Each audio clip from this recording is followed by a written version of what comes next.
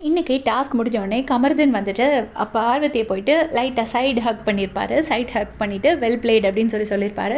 2 பேர் முகத்துலையுமே அப்படி ஒரு சிரிப்பு. ஆனால் கமர்தீன் தான் பார்வை தேடி போயிருப்பாரு. நேற்றுக்கே பாரு வந்து 2-3 வாட்டி சாண்ட்ரா கிட்ட கேட்டிருப்பாங்க, நான் போய் அவன்கிட்ட பேசலாமான்னு பார்க்குறேன்னு. அப்போ சாண்ட்ரா வந்து வேண்டான்னு சொல்லியிருப்பாங்க. இப்போ கமர்தீனே போய் பேசிட்டாரு. 2 பேரும் ஹாப்பியாக அந்த பக்கம் வந்துட்டாங்க. இப்போ வந்து கமர்தீனும் திவ்யா உட்காந்து சாப்பிட்டுருக்காங்க. அப்போ அதெல்லாம் போட்டு சொல்லிட்டு இருக்காரு. இந்த மாதிரி சாண்ட்ரா வந்து தேவையில்லாமல் ரொம்ப ட்ரிகர் கேம் விளையாடுறாங்க. இன்னைக்கு காலையில் நான் குளிச்சுட்டு வந்துட்டுருக்கேன், என்னை பார்த்து இப்படி முறைச்சிட்டு ஒரு மாதிரி ஒரு ஃபேஸ் எக்ஸ்பிரஷன் கொடுத்துட்டு போகிறாங்க. எதுக்கு தேவையில்லாமல் எங்கள் 2 பேர்த்தையும் பிரிக்க வராங்க? நாங்கள் 2 பேரும் அடிச்சுப்போம், சேர்ந்துப்போம். இவங்க யார் எங்களுக்குள்ளே சேர்ந்து ஏதோ அவங்க வீட்டு பொண்ணை நான் இது பண்ண மாதிரி அவங்க ரொம்ப அவளை இன்ஸ்டிகேட் பண்ணுறாங்க எகெயின்ஸ்டா அப்படின்னு சொல்லிட்டு கமர்தீன் வந்து சொல்கிறாரு. சொல்ல உடனே இவங்க திவ்யா சொல்கிறாங்க, அப்படின்னா நீங்கள் டைரெக்டாக சொல்லிவிடுங்க, இந்த மாதிரி யாருமே எங்கள் நடுவில் வராதிங்க, நீங்கள் ஓப்பனாக சொல்லிவிடுங்க, நீங்கள் சொல்லி அவங்க பண்ணால் தப்பு, உங்களுக்கு பிடிக்கலன்னா நீங்கள் சொல்லிடுங்க அப்படின்னு சொல்லிட்டு திவ்யா வந்து அட்வைஸ் பண்ணுறாங்க. உடனே கமர்தீன் அந்த பழைய ஹெட்டேக் இஷ்யூ எடுத்துகிட்டு வராரு. அன்றைக்கி கூட பார்த்தீங்களா, ஹெட்டேக் உங்களுக்கு பொய்ன்னு சொல்லி விக்ரம் கிட்ட சொல்லிட்டாரு அப்படின்னு. உடனே திவ்யா வந்துட்டு அதை சொல்கிறாங்க. திவ்யா உடனே இதான் சாக்குன்ட்டு நல்லா உட்காந்து காசிப் பண்ணல, ஜஸ்ட் அதோட ஆன்சரை மட்டும் சொல்லிட்டாங்க.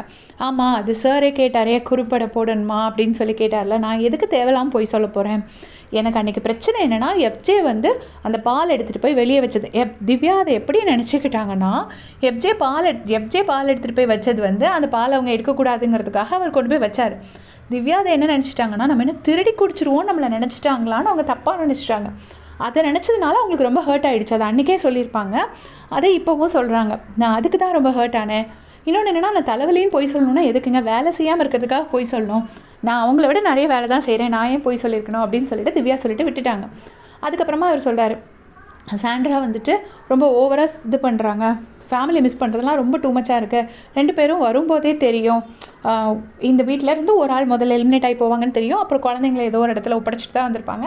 அப்படினாலும் ஒருத்தர் எவிக்ட் ஆகி போகிறப்போ அவங்க போய் குழந்தைங்கள பார்க்க போகிறாங்கன்னு தெரியும்ன்ட்டு எல்லாமே ரொம்ப மெச்சோர்டாக பேசுகிறாரு. அப்புறம் எதுக்கு இவ்வளோ சீன் போடுறாங்க அப்படின்னு.